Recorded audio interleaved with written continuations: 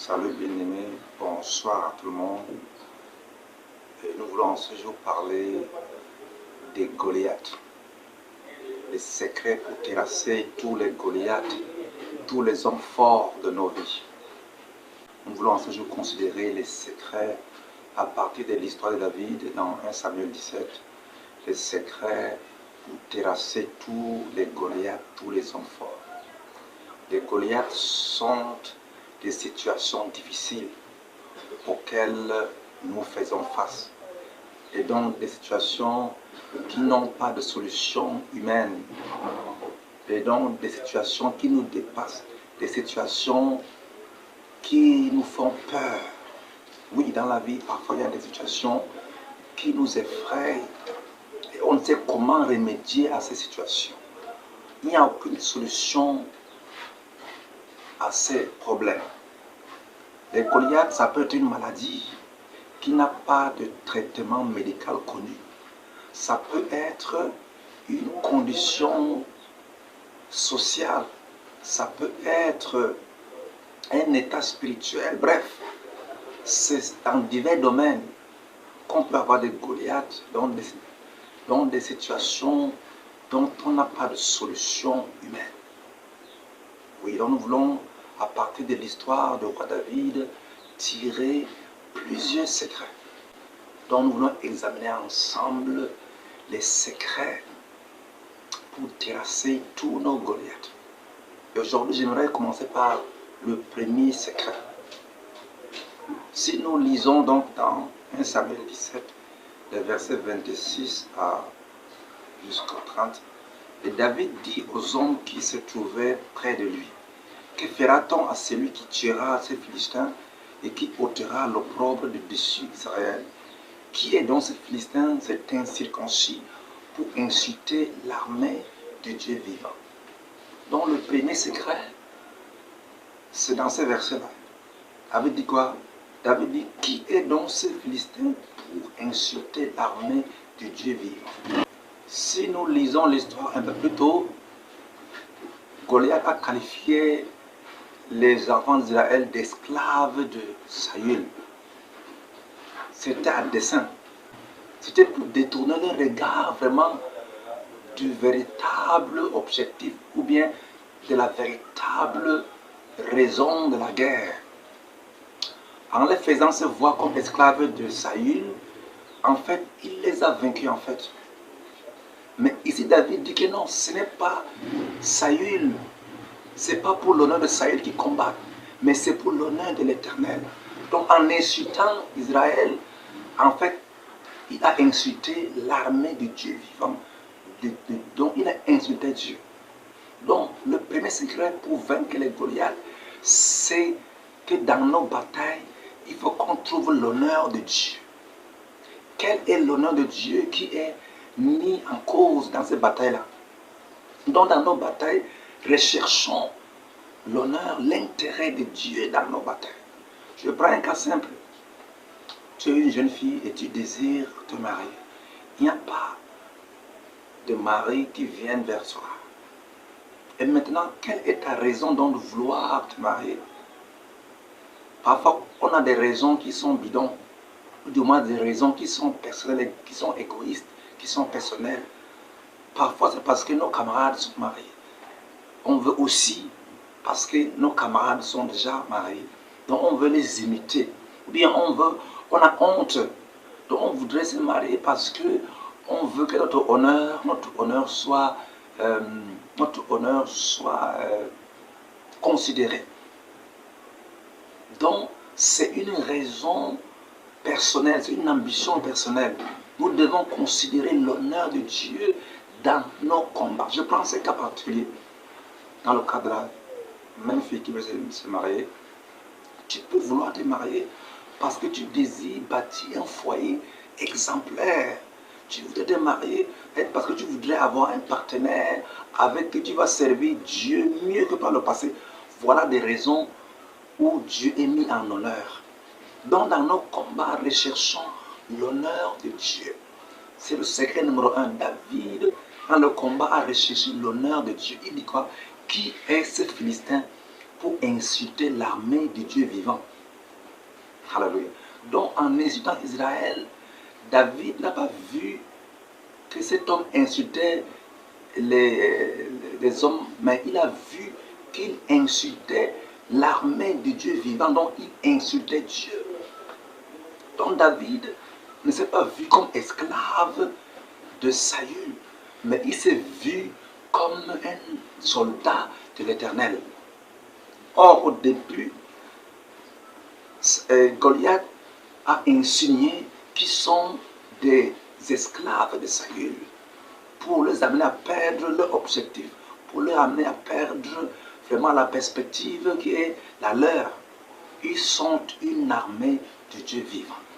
Donc le premier secret, c'est que dans nos batailles, recherchons l'honneur de l'Éternel et défendons-le. Prenons position du côté de la vérité. Prenons position du côté de Dieu pour défendre son honneur, pour défendre son royaume, pour son église. Parce que parfois, c'est là où nous échouons. Nous voulons vaincre les Goliaths parce qu'on veut se faire un nom, on veut être à l'aise, on veut que les hommes nous honorent, on veut se monter à tel ou à tel. Là, nous sommes totalement à gauche. Donc, si nous voulons la victoire sur nos Goliaths, recherchons en premier lieu les honneurs qui reviennent à notre Dieu. Et là, il va être provoqué à agir. Et là, le ciel tout entier sera derrière nous pour nous secourir. Donc, voilà le premier secret. Aujourd'hui, on va voir le deuxième secret pour terrasser nos Goliaths. Et pour le faire, on va lire dans 1 Samuel 17, les versets 28 à 30. Eliab, son frère aîné, qui l'avait entendu parler à ces hommes, fut enflammé de colère contre David. Et il dit, pourquoi es-tu descendu? Et à qui as-tu laissé ce peu de brebis dans le désert? Je connais ton orgueil et la malice de ton cœur. C'est pour voir la bataille que tu es descendu. David répondit, qu'ai-je donc fait? Ne puis-je pas parler ainsi? Et il se détourna de lui pour s'adresser à un autre. Ici donc on voit comment David est accusé faussement par son grand frère Eliab. Il l'accuse d'être orgueilleux, d'être malicieux. Il l'a insulté faussement. Mais David, au lieu qu'il soit offensé, on lit au verset 30, et il se détourna. Il se détourna. Donc le deuxième secret pour vaincre les Goliaths, c'est quoi? C'est détourner de toute offense. De toute offense. La victoire contre Goliath commence dans le cœur. Oui. Avant que la victoire ne se manifeste à l'extérieur, la victoire contre le Goliath commence dans nos cœurs. Avec un cœur libéré de toute offense. Avec un cœur qui pardonne. Un cœur aimant. Donc il faut que tu apprennes à ne pas te laisser offenser. L'ennemi enverra des gens qui vont t'accuser faussement. C'est pour te plonger davantage dans la captivité. Donc si tu veux vaincre tes Goliaths dans tes combats, apprends à te détourner de toute offense, à pardonner.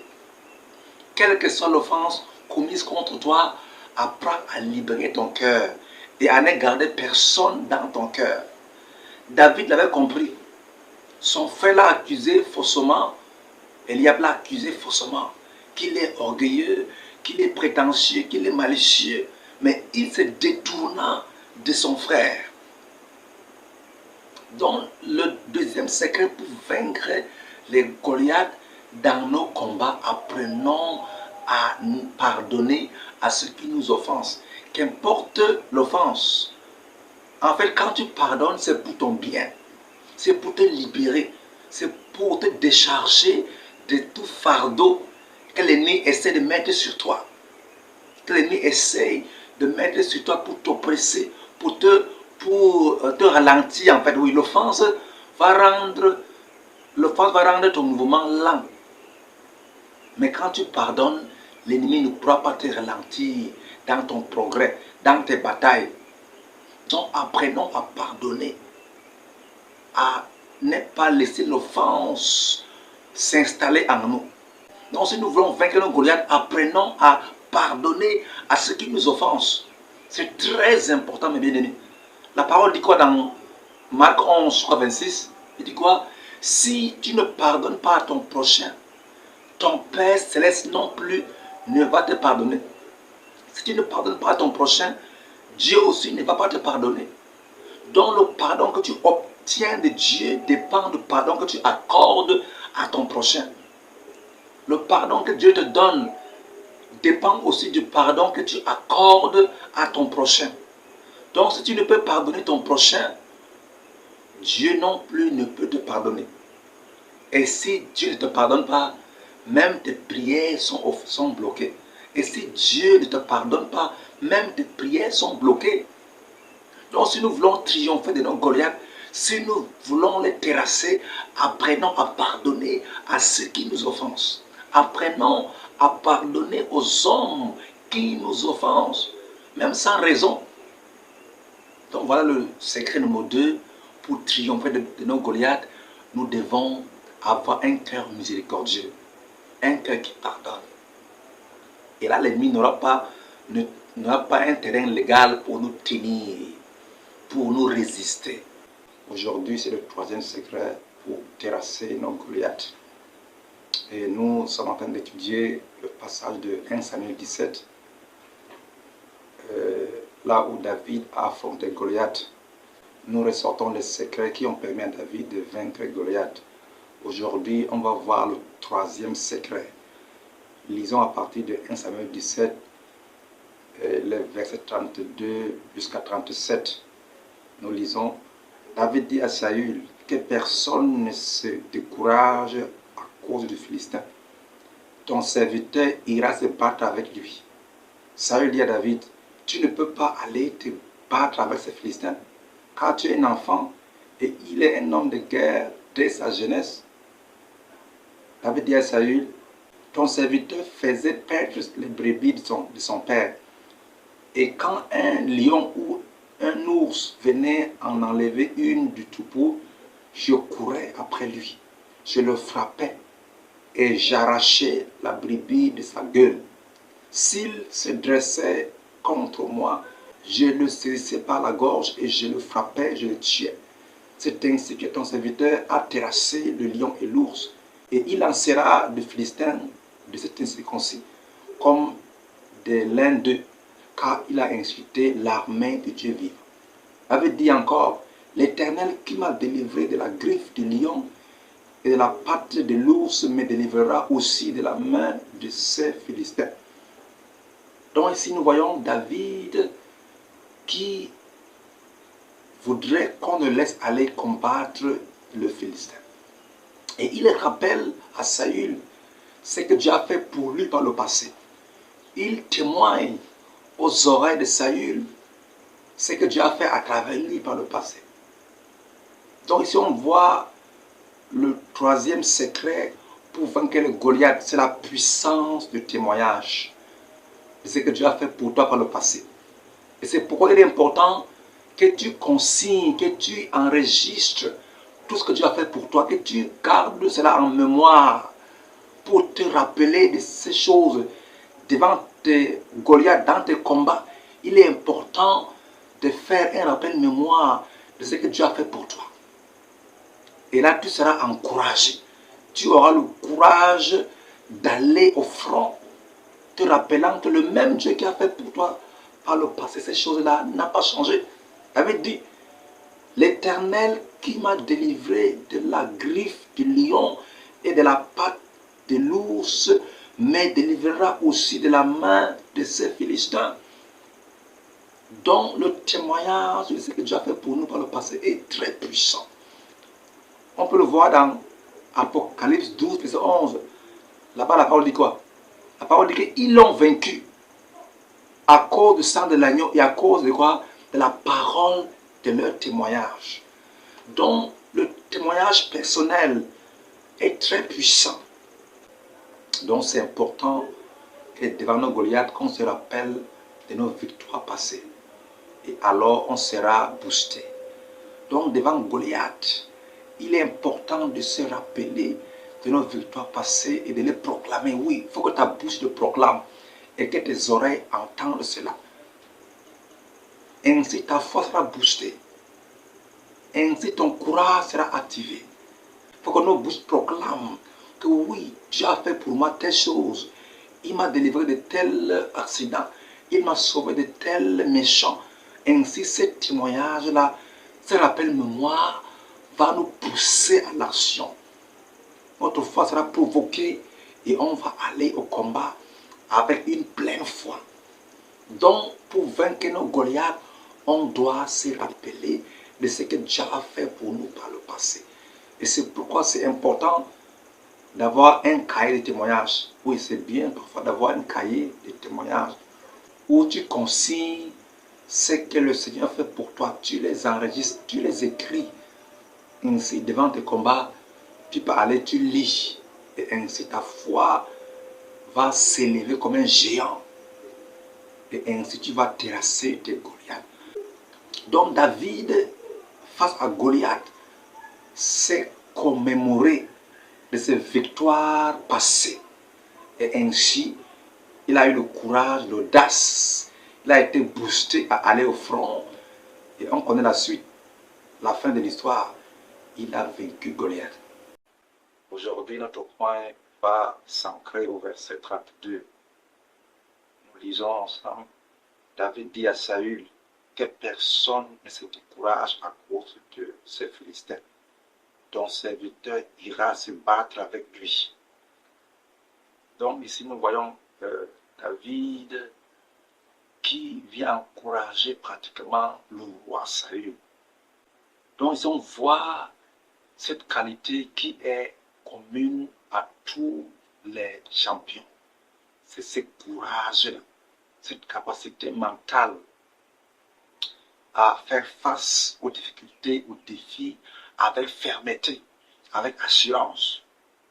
Donc on voit ici David démontrer ce courage. Un adolescent, imaginez un peu, c'est épatant. Un adolescent qui peut encourager un homme de guerre. Il dit que personne ne se décourage à cause de ces Philistins. Donc nous voyons ici cette capacité, le courage. Le courage n'est pas forcément l'absence de la peur. On peut avoir peur, mais on brave cette peur-là. Donc les hommes courageux ne sont pas des surhommes. Ce ne sont pas des hommes qui n'ont pas peur. Ce n'est pas vrai. Mais ce sont des hommes qui savent surmonter leur peur, qui savent s'encourager eux-mêmes. Même quand la peur voudrait s'emparer de leur cœur, ils savent comment se motiver, comment s'encourager eux-mêmes. Et on sait pour David comment il le fait. Il s'appuie sur le Seigneur pour être courageux. Son courage vient de qui? De sa foi en Dieu, de l'onction de l'Esprit qui est sur sa vie. Donc tous les vainqueurs, tous les champions, ce sont les gens courageux. Et on peut voir cette histoire-là, toujours de David dans 1 Samuel 30. Dans 1 Samuel 30, où David rentrant à la maison à Siklag, ils ont vu que les Amalécites avaient donc dévasté Siklag. Ils avaient emporté tous les biens et leurs enfants et toutes leurs richesses. Et la population était en détresse et ils parlaient de vouloir lapider David. Au verset 6, David fut dans une grande angoisse car le peuple parlait de le lapider. Parce que tous avaient de l'amertume dans l'âme, chacun à cause de ses fils et de ses filles. Mais David reprit courage en s'appuyant sur l'Éternel. Donc David s'est encouragé lui-même. Donc il savait s'encourager. Mais comment? En s'appuyant sur l'Éternel. Parce qu'il connaissait l'Éternel. On parle d'un courage ici qui découle d'où? Ce courage, on parle ici, ce n'est pas un courage juste mental, mais il provient de ta connaissance avec du Seigneur. Ta connaissance du Seigneur. Ce n'est pas juste un courage mental, mais il découle de ta connaissance du Seigneur. Donc ici, nous voyons David exhiber ce courage-là. Et on sait que plus tard, il est allé au front, il a remporté la victoire. Ce courage aussi vient de quoi? Il vient de ce que Dieu a fait pour lui par le passé. Ce courage vient de ce que Dieu a fait pour lui, de son expérience avec Dieu par le passé. Il avait vu Dieu le délivrer de la griffe des loups, des lions et des pattes de l'ours. Donc ça provient de là également. Ce n'est pas un courage fortuit. Ce n'est pas un courage qui vient de l'espace, de la pensée. Simplement, il vient. Mais c'est un courage qui provient de son homme intérieur. Nous voulons considérer le 5e secret pour terrasser les géants, les Goliaths de nos vies. Et on va lire pour cela dans 1 Samuel 17, les versets 38 et 39. Nous lisons: Saül fit mettre ses vêtements à David. Il plaça sur sa tête un casque d'airain et le revêtit d'une cuirasse. David ceignit l'épée de Saül par-dessus ses habits et voulut marcher, car il n'avait pas encore essayé. Mais il dit à Saül: Je ne puis pas marcher avec cette armure, je n'y suis pas accoutumé. Et il s'en débarrassa. Donc ici on voit le roi Saül qui donna à David ses vêtements et son armure afin qu'il aille donc combattre Goliath avec. Mais David, lorsqu'il a mis les vêtements de Saül, donc ses vêtements d'homme d'armée, et lorsqu'il a mis ses vêtements et qu'il a porté ces armes-là, c'était trop lourd pour lui. Il ne pouvait pas se déplacer comme il se doit. Donc il se débarrassa donc de ces vêtements-là. De quoi parle ces passages? Ici on voit le secret, le 5e secret pour vaincre les géants et les hommes forts. C'est d'être soi-même. C'est très important d'être soi-même, d'être vrai, d'être honnête, d'être transparent. Toute fausseté qu'on arbore, toute fausseté qu'on entretient va nous faire échouer au combat.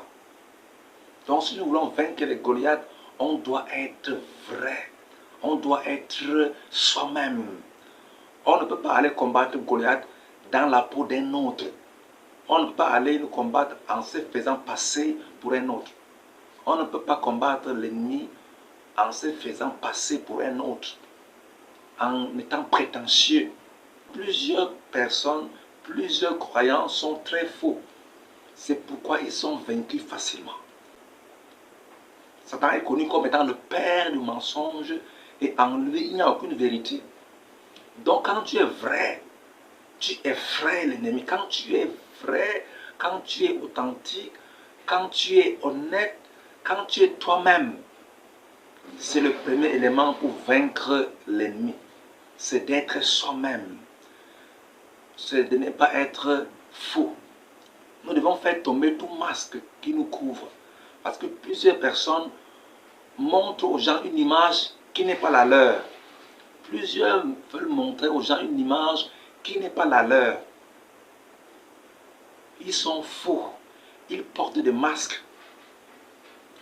Et c'est pourquoi devant l'ennemi, ils fuient.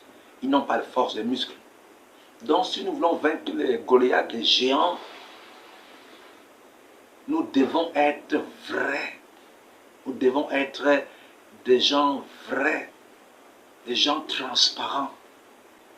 Lorsque l'apôtre Paul parle de l'armure du chrétien dans Ephésiens 6, il donne en premier lieu la ceinture de la vérité. Premièrement, ce n'est pas par hasard. Donc si nous voulons vaincre l'ennemi, on doit être vrai. Mais bien aimé, faisons tomber tout masque qui nous couvrait. Faisons tomber tous les masques qui nous couvraient et soyons vrais. Soyons honnêtes. Donc si nous voulons vaincre Goliath, nous devons être vrais. David a dit non aux vêtements de Saül. Il est allé donc combattre dans sa tenue de berger. Il est habitué avec ça. Donc si nous partons au combat dans la peau d'un autre, on sera frustré. on ne pourra pas savoir comment nous tenir. Mais si nous partons en étant nous-mêmes, en étant vrais, cette vérité seule va effrayer l'ennemi. Donc notre plus grande arme contre le diable, contre Goliath, c'est tout d'abord la vérité. Nous devons savoir manier cette arme de vérité. Nous devons marcher dans la lumière, être vrais. La lumière parle de quoi? De transparence. La lumière parle de quoi? De ce qu'on n'a rien à cacher. On n'a pas de secrets pourris. On n'a pas de pourriture à cacher dans nos vies. Nous sommes transparents. Et c'est là que l'ennemi n'aura pas de cachette dans nos vies pour se cacher. Mais si nous sommes dans les ténèbres, nous sommes faux, on cache des secrets, il va se cacher dans ces secrets-là et il va résister. Nos prières n'auront pas d'effet pour nous déloger parce qu'il y a des zones d'ombre dans nos vies où il se cache. Donc, le Seigneur nous appelle à marcher dans la lumière, à être vrai. David a vaincu Goliath parce qu'il est allé en étant lui-même au front. Il a refusé, il a rejeté l'armure, les vêtements de Saül. Donc si nous voulons vaincre les Goliaths, on doit aller au combat en étant nous-mêmes. Nous sommes aujourd'hui au 6e secret. Et nous lisons comme d'habitude dans 1 Samuel 17. Aujourd'hui nous lisons les versets 25 au verset 27. Nous lisons, chacun disait, avez-vous vu s'avancer cet homme? C'est pour jeter à Israël un défi qu'il s'est avancé. Si quelqu'un le tue, le roi le comblera des richesses. Il lui donnera sa fille et il affranchira la maison de son père en Israël. David dit aux hommes qui se trouvaient près de lui, que fera-t-on à celui qui tuera ces Philistins et qui ôtera l'opprobre de déchus Israël?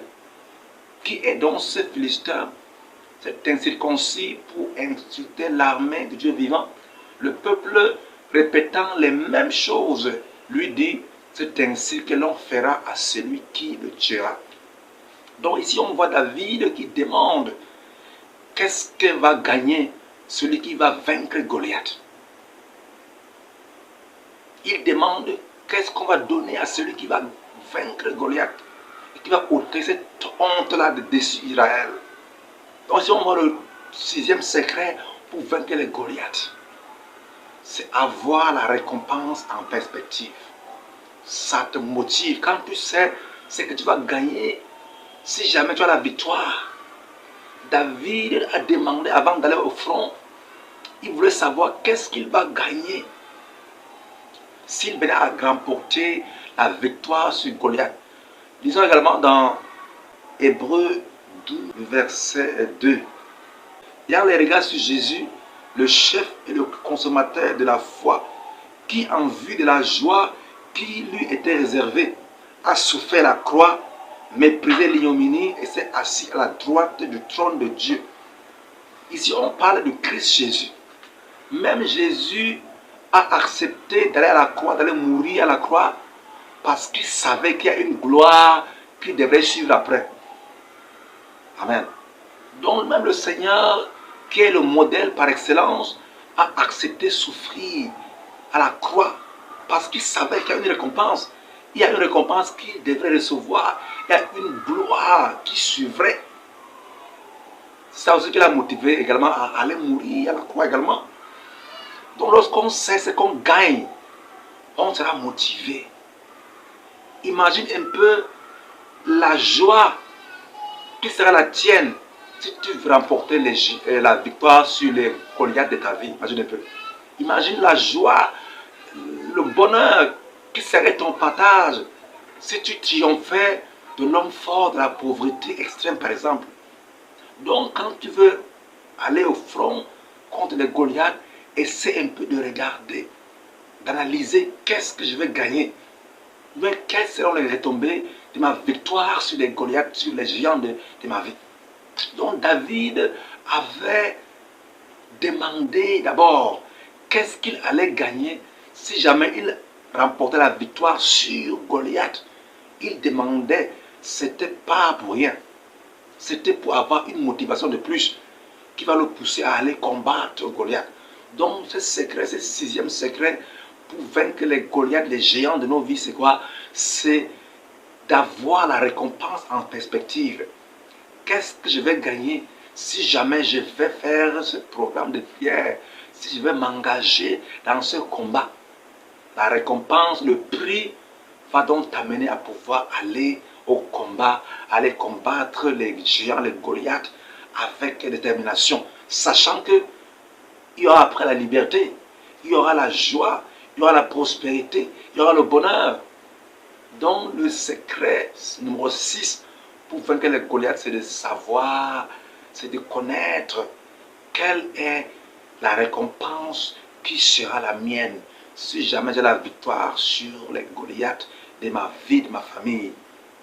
Imagine un peu la liberté que ta famille jouira si jamais tu triomphais de l'homme fort, de la pauvreté par exemple. Ta famille serait à l'aise. Donc ça devrait te pousser à aller combattre, sachant que si jamais il est vaincu, toute ta famille en bénéficiera de retomber de la victoire sur ces Goliaths-là.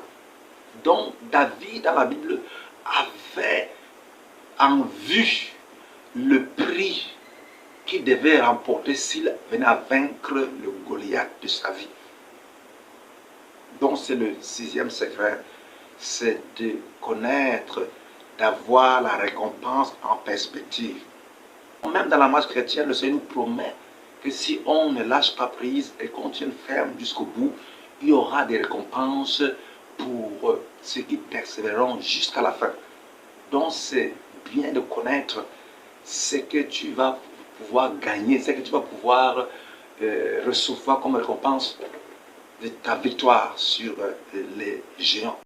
Nous voulons en ce jour terminer le partage par rapport aux secrets, les secrets pour terrasser les Goliaths et les hommes forts.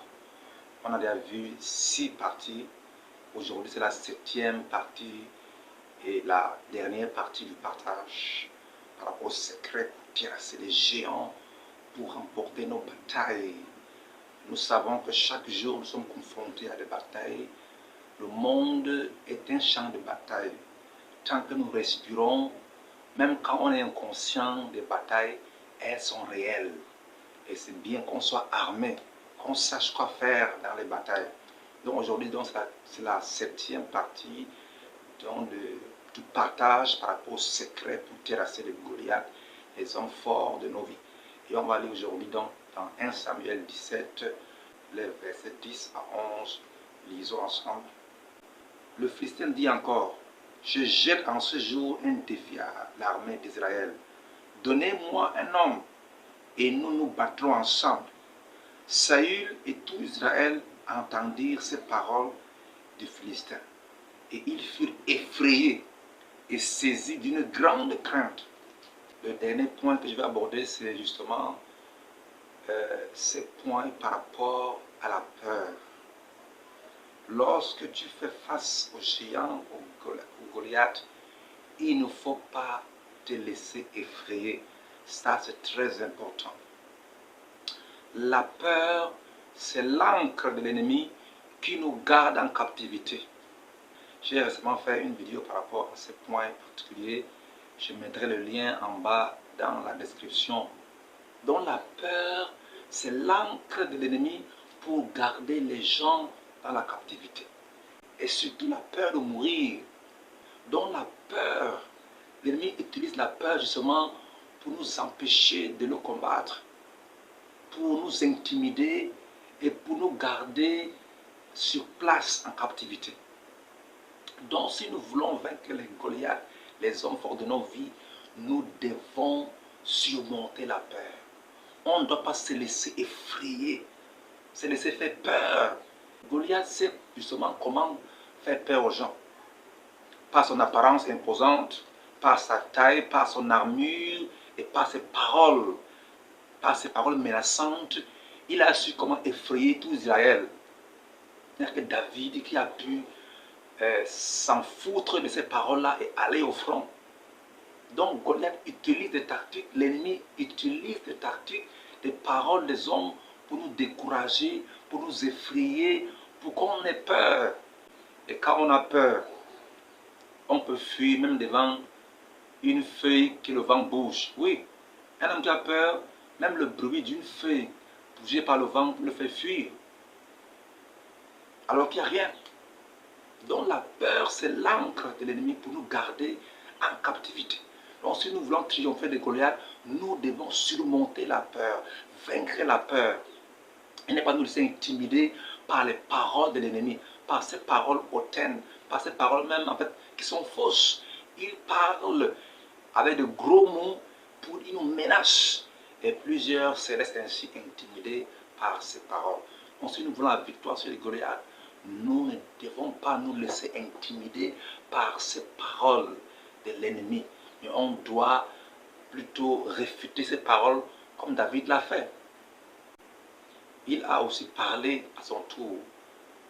Il a aussi déclaré sa foi, confessé. Dans la confession, on doit se confesser la parole de Dieu pour contrecarrer les paroles de l'ennemi. Donc, il faut qu'on utilise la parole de Dieu, qu'on la confesse pour contrecarrer, pour contrer les paroles de Goliath et ainsi être courageux et faire ce qu'on doit faire. Soyez bénis au nom de Jésus-Christ de Nazareth. Amen.